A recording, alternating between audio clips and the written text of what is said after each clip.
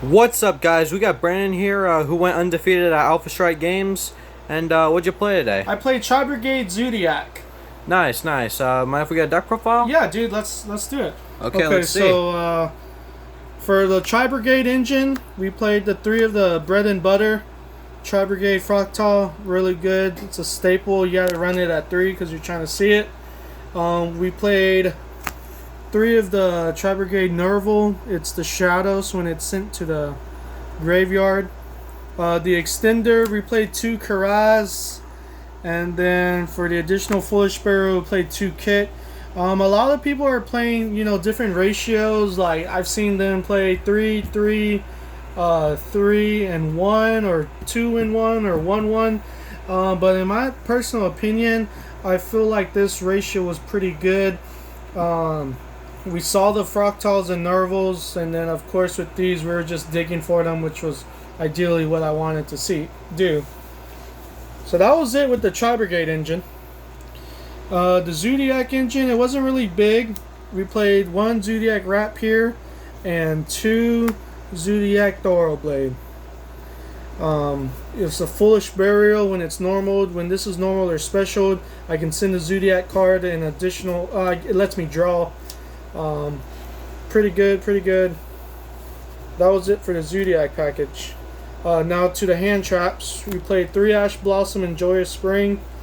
Very good card. Staple, got played in every deck. We played 2 of its sister, Ghost Bell and Haunted Mansion. We played 2 Effect Veilers. Every time I needed it, it was there, and really put in a lot of work this tournament. And then this is gonna seem a little strange, but instead of playing 2 Fantastical Phantasmes, we main deck 2 Nibiru. Yeah, 2 Nibiru, though. Like, did you see it often enough? Like, why just 2? Yeah, I played it at 2 because I didn't always want to open up with it, and like 2 was kind of like that ratio in my opinion that like you won't always see it, but when you need it, it's there. And from like testing and with like today's tournament stats, every time I needed Nibiru, it was there. Especially if my opponent's popping off with their combo decks, because like my deck loses to combos. Yeah, so like it's a sweet spot there. Yeah, it's a pretty sweet spot, and it paid off in the long run. So for the spells, we played the 3 tanky mandatory. Helps me search for the Fractals as well as my Zodiac monsters. We played 3 desires. We actually just really like play 1, but of course we run 3 because we're trying to see it. A lot of people don't think this card's good, but like realistically, if you already have your resources that you need in your hand, graveyard or banish zone, it doesn't really matter. The 10 that you banish, because you already have your combo setups. This is a little bit strange, but we did main deck 3 Dark Ruler No More. As I mentioned earlier, with the Nibiru, my deck loses to combo deck. So if my opponent popped off turn 1, making an Appaloosa, Borreload Savage, anything with negates, I just, I activate Dark Ruler No More because it's pretty cool how my opponent's monsters can't respond to the card's activation. Because it helps me, break my opponent's board. So like after I Dark Ruler No More, I just like normal summon a Zoo, drop Borbor, swing directly, drop a Zeus on top, and then clear the board so I can regain field advantage. And that put in a lot of work today. So, also, what about Forbidden Droplet? Was that a consideration? Well, actually, yes, of course. Forbidden Droplet is a way much better card than Dark Ruler No More. Unfortunately, though, I don't have Forbidden Droplet, so... Very understandable. But yes, Forbidden Droplet, if I had them, we would definitely be playing those over to Dark Ruler No More. But, I don't mean no disrespect to Dark Ruler No More, but it did get me there as well. Very understandable. So we played the 1 Zodiac Barrage to help see, special Zodiac monster. I actually never fully resolved this card, and what I mean by that is every time I attempted to activate it and, it got destroyed, my opponent Ash Blossomed, which was a hit or miss because so they negated the special summon from the deck, which allowed me to further to capitalize and keep on playing with other potential plays. And then the last but not least spell, we played the one called by. I wish it was still at 3, but it isn't, unfortunately. And I tell you something though, every time my opponent activated, whether it was an Ash Blossom, a Jolin Lockbird, Artifact Lancia, it was there and it came in clutch when I needed it. So Don't worry, they'll bring it back to 2 eventually. yeah, I hope so. They will. So with the traps, we played 3 Infinite Impermanences. It's just the extra effect Veiler. It's slightly more better because I can activate it on my turn versus effect Veiler you cannot. Nice. We played 3 Tri-Brigade Revolt. Hold up. Well, why do you play this actually, though? Oh, it's a pretty good card. If your graveyard and your Banish Zone is already filled up with like fodder, meaning Wing Beast, Beast Warrior, and Beast monsters, so you can special summon them as many. So 2, 3, 4, but as immediately after it resolves, you have to special summon a Tri-Brigade Link monster. Ideally, though, you special summon 4. And then make Shrig so it'll be a non-target banish. And then the effects will be live whether it's a kit or a Nerval. Kit allows you the Foolish Burial and Nerval allows you to add. So it's a very good card. I see. And then last but not least, we played the one Imperial Order. What? No fragrance? No anti-spell fragrance? Yeah, I like anti-spell fragrance a lot, but I just wanted to test play today because this card really blows out my opponent. Like, for instance, it was round 2. I went first. My opponent, I set the Imperial Order. First thing my opponent did was activate Emergency Teleport. And I flipped Imperial Order, and he was like, game 2. Like, just a very good blowout card. And also, too, I wanted to keep the deck at 40. You're only allowed to play 1 Imperial Order, so that's why. I see. Still, not a bad choice. If one thing I noticed though, if I had to make any changes, I would probably cut this down to 2, only because it's also a searchable trap with the newest Tri-Brigade Link monster, which I'll be getting to in a little bit. Because one thing I noticed was like I kept opening it. I know some of y'all are probably like, well, that's good you kept opening it. Not really, only because it wasn't always live, because it was a little bit of a struggle trying to get the banish in the graveyard, with the fodder to make it, live. I see. So that extra card could have helped you do that real quick. Yeah. I see. So extra deck.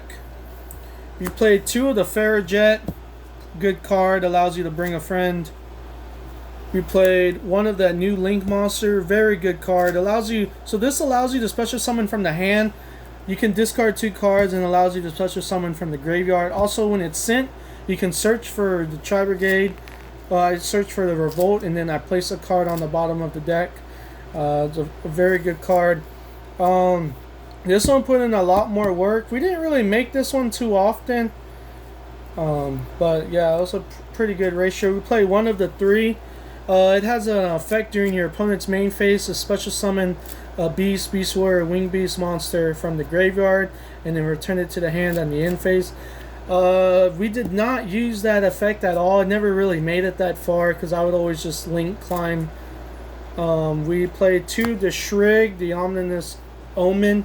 This card right here puts in a lot of work when it's summoned, or whenever a Beast, Wing Beast, or Beast Warrior is special summoned. It's a non-target banish. When it leaves the field and sent to the grave, depending on how many Beast, Wing Beast, or Beast Warrior that I have in the banish zone, I can add a level. So if I have 4 banished, I can add a level 4 lower Beast, Wing Beast, or Beast Warrior of my choosing, and it just helped me just regain my resources. And if I lived, to be able to have a potential play next turn. I see. So have you ever considered playing 3 Shrig? We never really make it that far to actually even make the third. Like by that time, I'm already OTKing my opponent. So I see. yeah. Let's see. So that's it with the Tri Brigade links. For the non, we have Doom Eagle, very good card.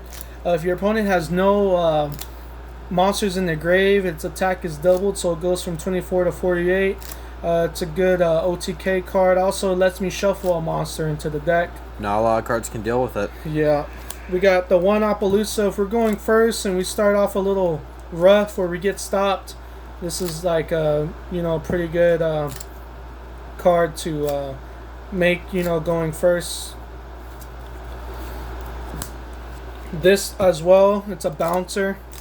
So every time if you go first and make this, your opponent normal summons, you chain and bounce it back to the hand, their turn's over. We run the one Almirage, so if we accidentally brick, opening up like a Nerval or a Kit, we normal summon it, link it away, make Almirage, and hopefully we could push forward on our plays. We run the one Access Code Talker. Dude, these two cards put in a lot of work. They help me OTK a lot today. This just breaks boards too, because if you have link monsters with different attributes, you just start banishing a wind and earth, a fire, or a wind, an earth, a dark, and just pop boards. That was it for the link monsters. The XZs is a small package. You run one Chaka 9, one Tiger Mortar, one Boar, and last but not least, a Zeus.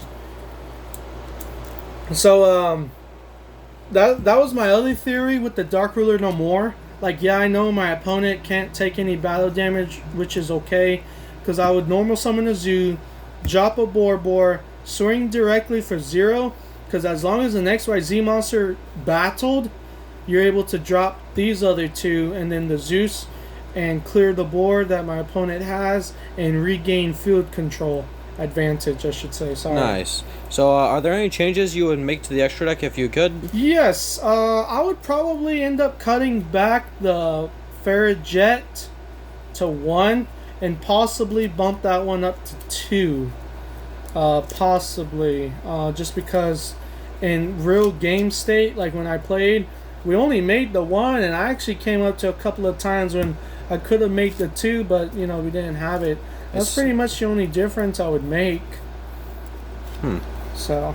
Well, thank you. Why don't we see the side deck now? Yes. So we got 3 Artifact Lancia for like the mirror match or any deck that really likes to be banished. Like dinos. Yeah, dinos. Before they got hit. Yeah. We ran the 3 Skullmeister. We sided this in like every match, but like unfortunately we didn't really see it. I know for sure round 2 we saw it against my opponent. He activated some trap card. You banish it from the graveyard for cost, but since it actually activates in the grave, I was still able to chain Meister, and he wasn't able to play. I'm also a fan of this card. For those of you who know me well, like when it comes to this game, I like cards that aren't hard once per turn. We had the 3rd Nibiru in there. It is. Just in case if like we truly know we're going against a combo deck. We'll side in the 3rd, hope to see it, have a better chance of seeing it. The 3rd Ghost Spell, same thing. Just have a better chance of opening it up. 1 DD Crow. 2 Droll and Lockbird. Well, actually, why just 1 DD Crow? This is really a slot filler, really. I mean, it's still good in this deck because it's a wing beast. So like, I not only get to banish something out of my opponent's graveyard, but later in game, it's still pretty good fodder in my deck. I see. So yeah, that was my philosophy on that. We played 2 Droll and Lockbirds. Round 3, we sided them in. And we saw it after my opponent resolved the charge of the Light Brigade. On the resolution, we dropped Droll and Lockbird, and he just couldn't play. For like the Mystic Mind players, this was our back row removal, Harpy's Feather Duster, and then 3 Cosmic Cyclones. I see. Some people are opting to play Twin Twisters instead of Cosmic Cyclones. I mean, I'm honestly a fan of both options, really. Because, yeah, Cosmic Cyclone was more live against, like, those decks that, like, the traps are live in the grave, such as, like, Eldritch. You can banish them from the graveyard versus you using Cosmic Cyclone and not even giving them an option to activate their graveyards because they're banished. Twin Twisters is very good, though, because it's 2 pops instead of 1. But either or, they're good cards. I just chose Cosmic Cyclone. Understandable. Well, do you have any shoutouts? Yeah, dude. Shout out to Team Myga, make Yu-Gi-Oh great again. Also, shout out to Flashback Gaming. If you haven't already, please give them a like and follow. They're located at 238 Terminal Loop Road, McQuinney, Texas. And yeah, thanks guys for watching, and see y'all later.